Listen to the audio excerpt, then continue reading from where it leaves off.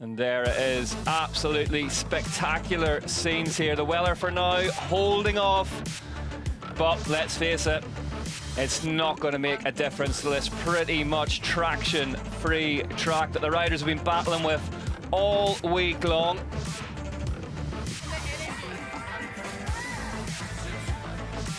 Let's have a look at what the schedule for today's racing looks like. 15 degrees Celsius out there, so a drop of about 5 degrees from yesterday's cross-country short track World Cup. 4:30 Central European time. Junior women getting us off and rolling. Elites on track from 6 a.m. Central European time.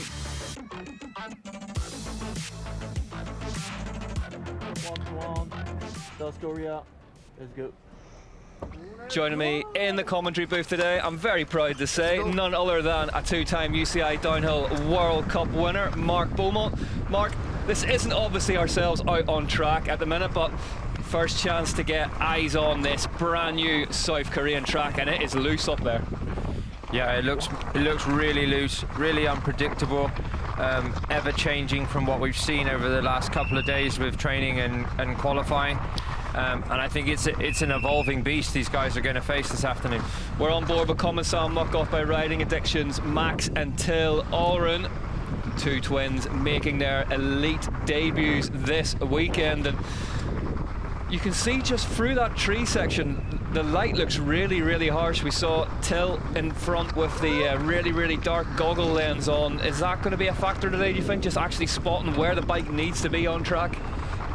Yeah, out on piste like they are now, it's going to be really bright, and then they drop back into these tree areas, and you can see here that the line that they're riding is very dark and sort of peaty dirt mixed in with many rocks, and the contrast can be quite hard for your eyes to adapt.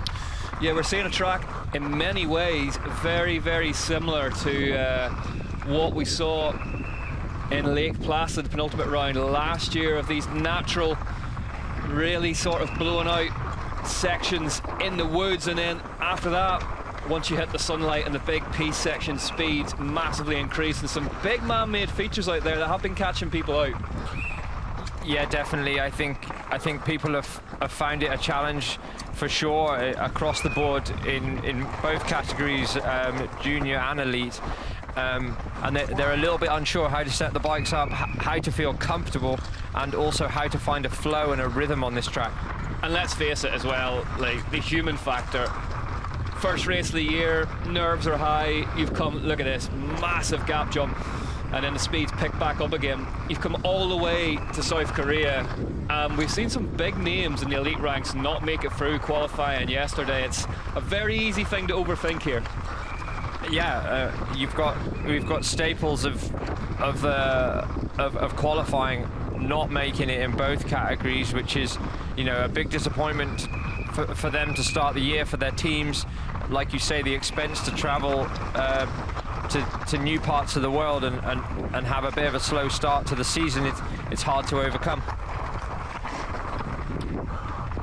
Yeah, it looks like in those woods there's just a lot of that off-cambery sort of hurry up and wait stuff where you can't really do anything. You just need to get the bike turned and wait for it to stop sliding, and twins making good work of it.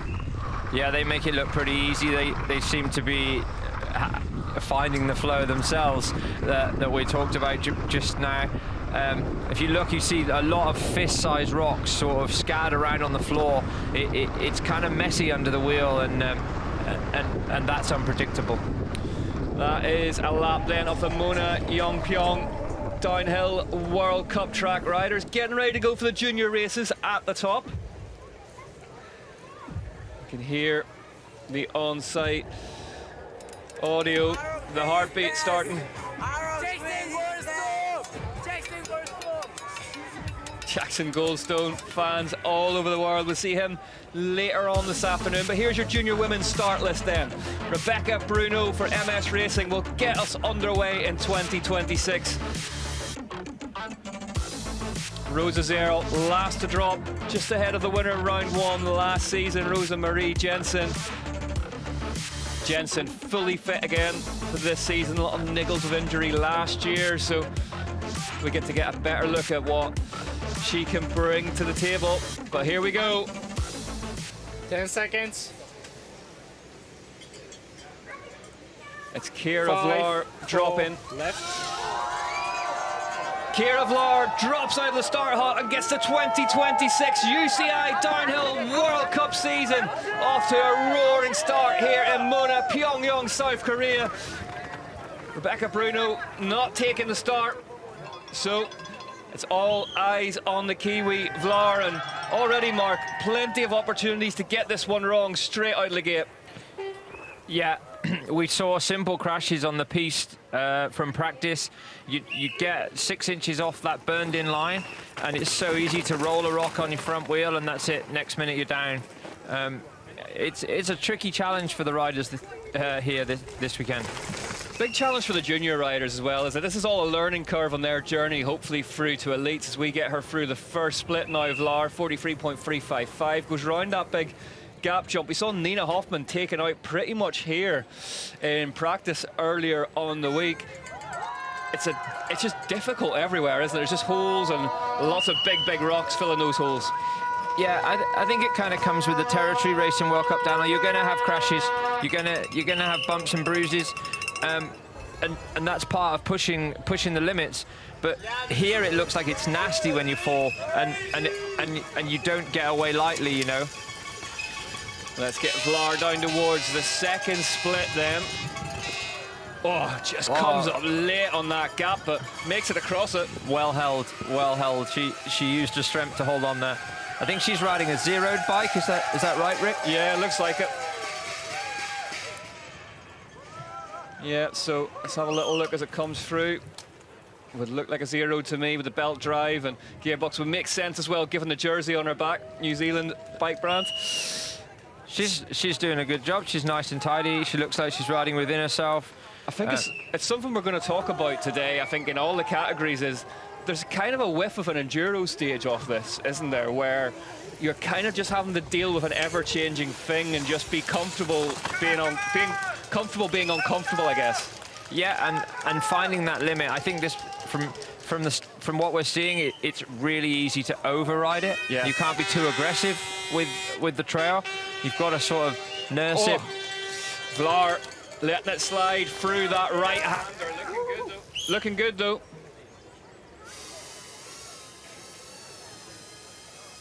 As the live drone waits to pick her up. We head down out into the open off the Monster Energy drop. Big drop, Vlar, absolutely no problem at all. 42.8 kilometers across the piste. It's one of the fastest sections here, sort of a pinball section in between the trees. We're really getting up to speed. Yeah, Jackson Goldstone's GoPro course preview out earlier in the week absolutely pinned it through there, as you'd expect from Jackson. And that GoPro course preview, unbelievably, his first run of practice. Terrifying. How confident he is to hit the obstacles and commit first run. You know, you want to feel the grip, feel what your bike's doing. It didn't look like that. He was just full attack, full of confidence. Yep, confidence definitely not a problem for Jackson. 3:14.1 then at the latest split. Kira Vlar down towards the line then. Our first rider of the day home. And Mark, super impressive run from Vlar. Look at the side, you can see the rocks on the screen. Yeah, she was impressive top to bottom. Alifa Osgaard for the Canyon Collective leaves the start hut. This woman on your screen now is one of the big pre-season favourites in this junior category. Had a really good season last year. Osgaard just got faster and faster and faster, and really, Route Zero did all her winning early doors. 19.7 seconds faster currently for the Canyon Collective, and already in the winner's circle, Ride Rock Creek, Alifa Osgaard rider on this season, crosses the line, 23 seconds. Her hot seat margin as we head back to see Indy Diavol from New Zealand, another fast Kiwi talent, take to the track.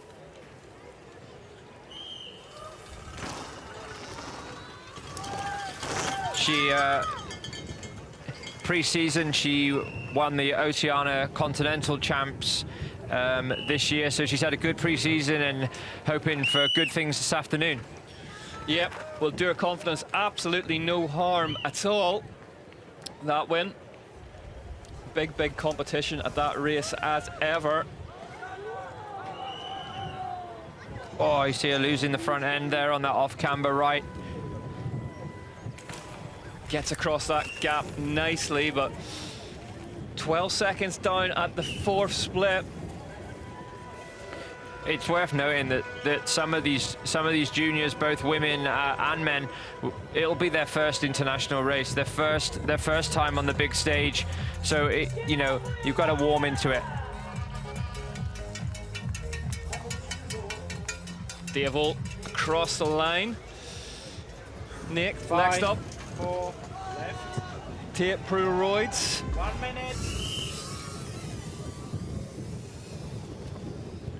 Canadian national champion, you can tell by that national champion's sleeve. Win your respective national championships, you get to wear the flag on your sleeve all year long, and bit of a statement of intent as well. Canadian national champs, 19.5. Reckon she's been off, I would say, by that margin. Just trying to see if there's any dirt on the kit. A possible problem between sector 2 to sector 3. Yeah, on that polygon bike. 23.3 seconds down, so she is moving backwards, Pruroid, and heads out into the open within sight off the finish now. Gets across that gap, and you can just see the bike skating around on top of all those big rocks. Pruroids crosses the line, 24.7 seconds back for the Canadian, and shakes the head. Not the start of the year. 5, 4, 3 left. Next up, though, Lena Frenner. Frenner, one of the big talents in this junior women's competition, and a rider who will kick us off into the top 5 in this category. 7 seconds back, though, Frenner, who was a winner at round 2 in Ludenviel last time out.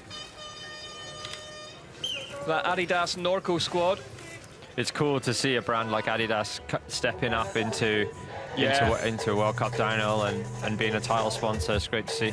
Definitely this woman, managed by the one and only Greg Minar, and he's going to watch her come into second place, 10.9 back. So 5, next 4 up, left. 4 to go. Gianna Neff of Switzerland leaves the start hut to get her 2026 underway. Let's join her run, see how it's working out for her. Neff, rising Swiss talent. She was up at the first split by 0.7 of a second, 2.4 back though at the third. Mark, what are you reading from that?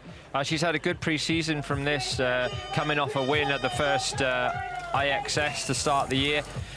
She's there or thereabouts. You know, she's holding her own in the first round here. 5.9 back at the fourth split. So, I mean, it's early days to be picking threads out of this one, but we are seeing riders get slower as the track goes on. So, one of those ones.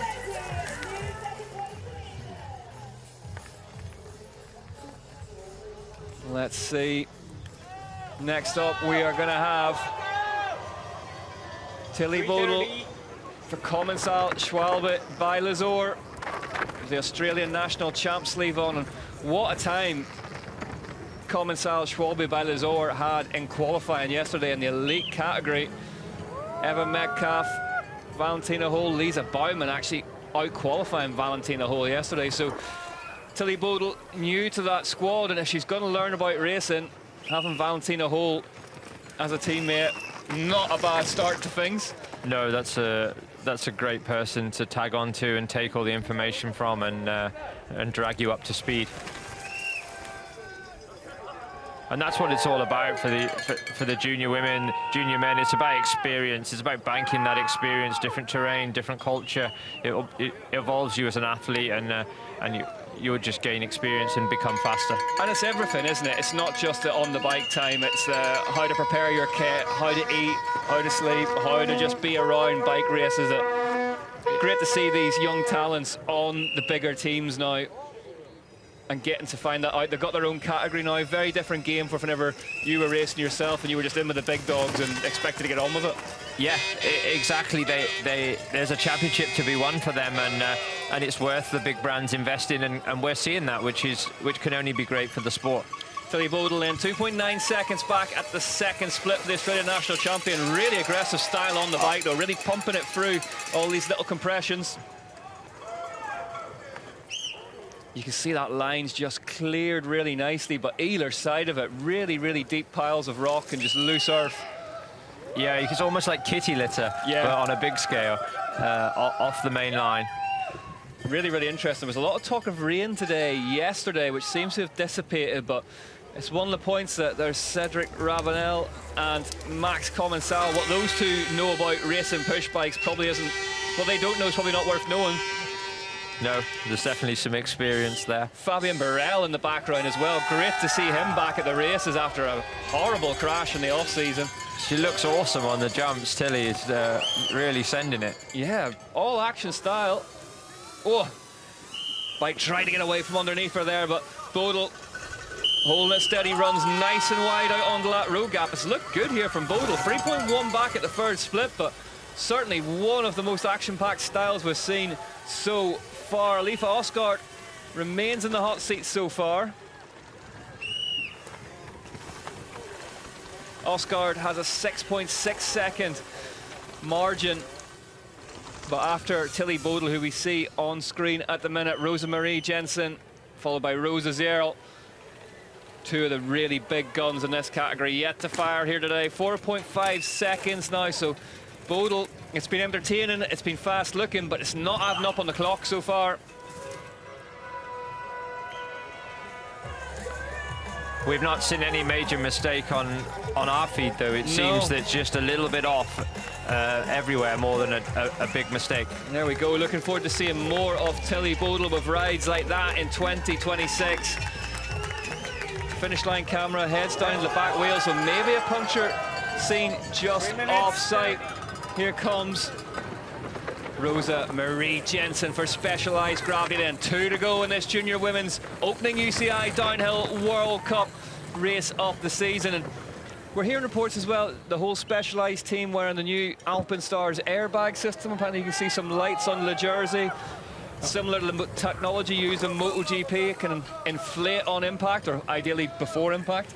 Yeah, that can only be a good thing, right? It works well in MotoGP. You see, it's quite interesting, quite funny to see when you see it explode. But protection is paramount. And like I said before, these guys and girls are going to take hits throughout a season, and being there through the season and staying injury-free is important. Especially as the UCI World Cup season continues to get longer. Rosa Marie Jensen here, 2 seconds back at the first split though, so one of the big pre-race favourites needs to find some time into the second split.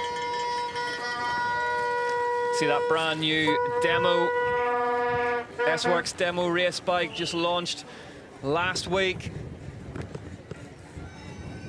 Oh, just getting bobbled around into that right-hander, the Dane.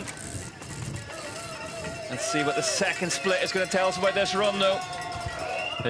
3.8 back. She jumped that gap into the split there really nicely, landed perfect. Yeah, really strong young rider, and talk about in with the big guns in that Specialized Gravity pit. Lloyd Bruni, Jordan Williams, Finn Isles. You're going to be in there like a sponge, absorbing all of that experience to your benefit.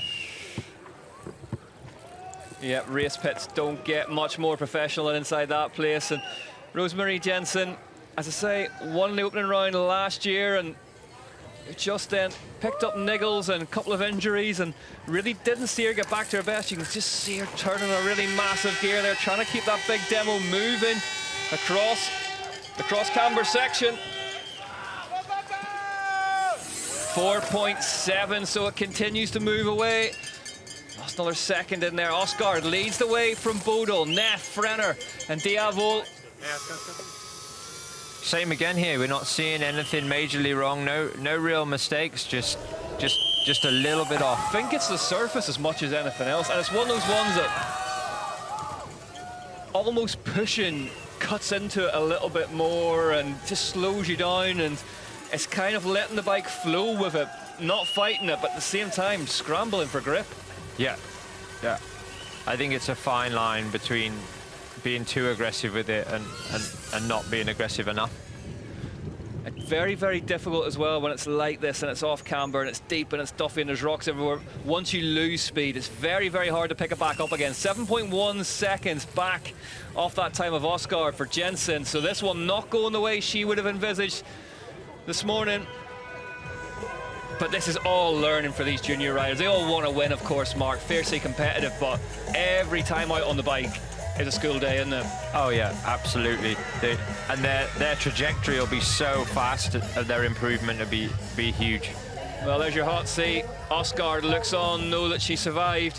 One big name, and there is one more at the top, still to drop. And it is this woman, the UCI Junior Downhill World Champion, the last rider. Left at the top is Rosa Zero for Cube Factory Racing. Sets off Zero. This first split will tell us a lot about what is going on. This woman, absolutely unbelievable last season. Just managed to extend her margin at every opportunity. Oscar put her under pressure towards the end of the season, but by then it was all done bar the screaming.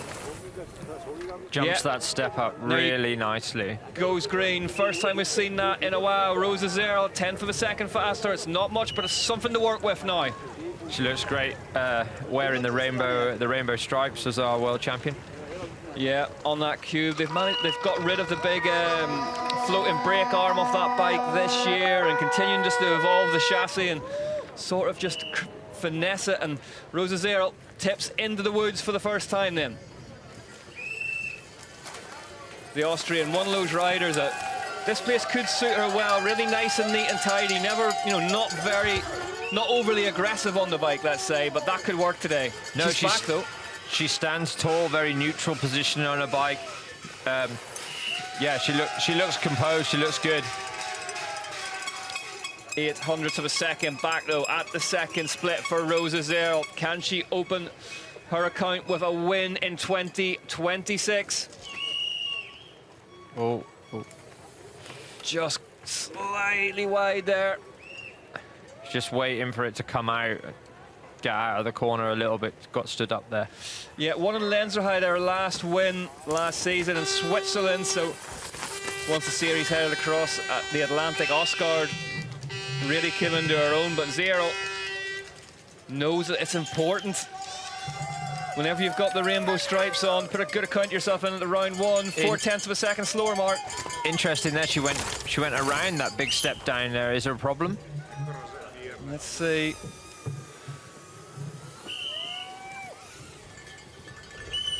Rides off that big gap jump, the Monster Energy gap. So Oscar leads away from Bodil by 5.6 seconds, and Zero is running out of track here in Mona, YongPyong, South Korea, if she wants to turn things around.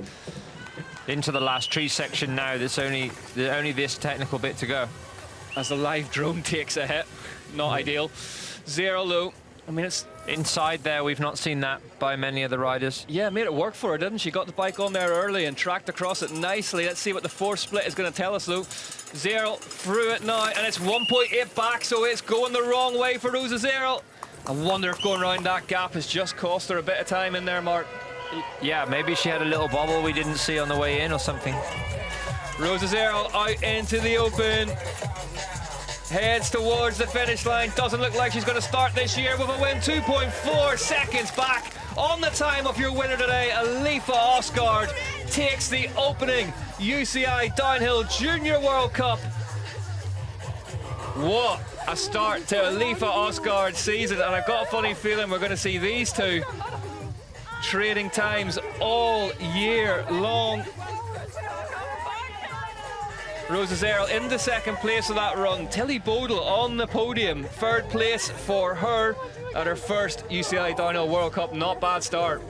No, I think for Rosa, perhaps it's just warm into it, get a feel for it, come out on the podium, second place. It's not a bad way to start. You can build from that. Little smile from Fabian Burrell and a fist pump as well. His day has started the way he hoped it would.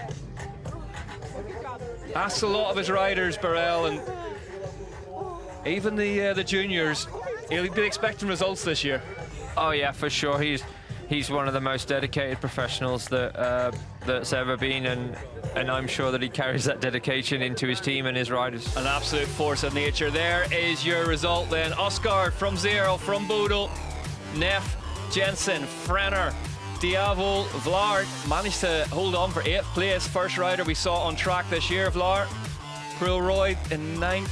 Rebecca Bruno, a non-starter today for MS Racing, the Italian. Alifa Oscar draws first blood then in the Junior Downhill World Cup. Here's how she did it, Mark. Just really, as we said at the start of it, not to say that we were right, but a really good balance of aggression and staying smooth on the bike and just keeping it moving through all this stuff. Yeah, neat and tidy. But, you know, it's that marginal little bit more aggression, and she held it all together. And I think that's the balance they've got this afternoon. Canyon Collective clips on the Mountain Bike World Series social media account of how quick their turnarounds in between training runs were. You know, bike comes down, mechanics down there, new brake pads, new rotors, maybe a new wheel in, straight back on the chairlift again. Really just professional top to bottom outfit, and that track time paying dividends for Alifa Osgaard. Yeah, definitely. You know, they go to a staple venue that we've been to for many years, and it's easy. Here is far more difficult to set the bike up. Fabian Burrell happy with that one, as is Gabe Fox. Well, the good news is we can hear from our first UCI Downhill World Cup winner of 2026. Alifa Osgaard is down there at the finish now.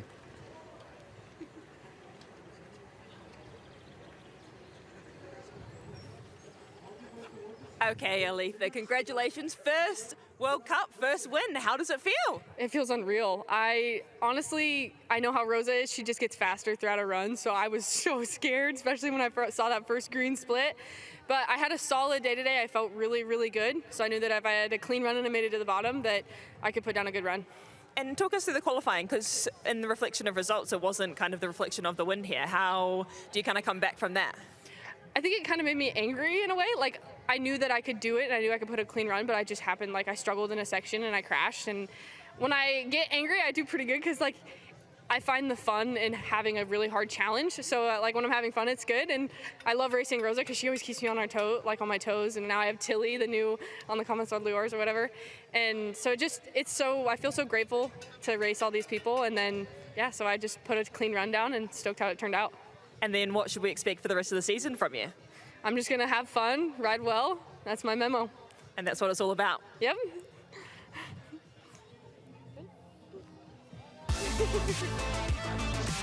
Alifa Osgaard. You get the feeling there is plenty more winning ahead of her this season. Look how well that canyon's working through there as well, Mark. The RockShox suspension gobbling all those big rocks up. Rosa's there at the finish. She looked happy with that, though. That's a good haul of points at the first round for the world champion.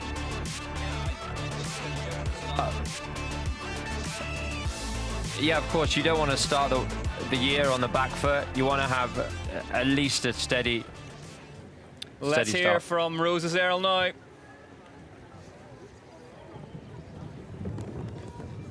Okay, Rosa, first podium of the year. How does it feel? Oh, really good. I'm so happy. Yesterday, seating was also pretty good, and then now here, putting first race run of the year here, and yeah, I'm pretty stoked about second place, yeah. And you've had, I can say, not a lot of changes, but some really cool things happening in the off season. So how was that for you? Yeah, it's pretty cool that with this head. But yeah, I mean, I'm still riding, everything is the same, so yeah, just trying to enjoy riding my bike. And then what should we expect for you for the rest of the season? Yeah, just try to be consistent and maybe some wins. No, but just podiums is already so good, so yeah, I'm trying to be just doing what I love to do, and yeah. Well, we love to see it. Well done out there. Thank you.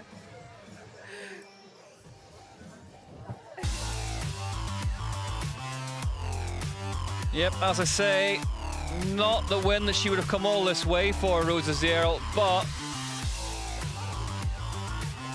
a big hatful of points into her overall account at round 1, and UCI Downhill World Champion stripes on the jersey. Not a bad way to start 2026 for Cube Factory Racing. And